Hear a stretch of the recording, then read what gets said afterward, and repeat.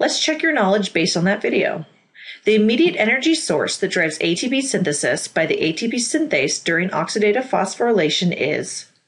Pause the recording, and once you are ready, hit play to check your answer. Good job. The hydrogen ion concentration that creates that gradient that we've been talking about is what will drive the ATP synthase. Those hydrogen ions are produced through breaking of the chemical bonds of the food products. Now that we know what our goal is, let's start at the beginning of this process. The first stage in cellular respiration is glycolysis. Just like hydrolysis is breaking of water molecules, glycolysis is the breaking of glucose molecules. This process can occur with or without oxygen and is considered evolutionarily older than the rest of the process. Can you think of some reasons why?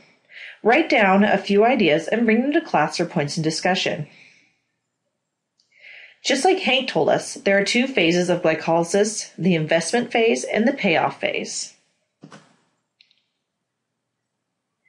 In the investment phase, ATP is added and glucose is broken down into 2 3-carbon sugars. Don't worry about the intermediate steps you see here, just the big idea that we are going from 1 6-carbon sugar to 2 3-carbon sugars. We then begin the payoff phase. In the payoff phase, we get the ATP that we put in the investment phase back, plus 2 more ATPs, for a production total of 2 ATP. Remember that while 4 ATP are produced, it took 2 to produce the 4, so really we have a net ATP production of 2.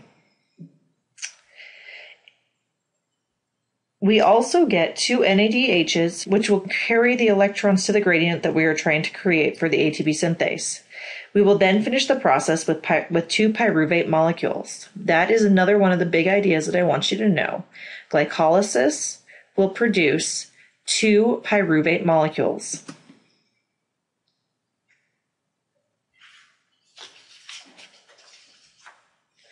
These pyruvate molecules are then transferred into acetyl-CoA and enter the citric acid cycle.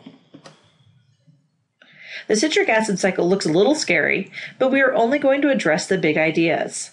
Let's take a look at this process.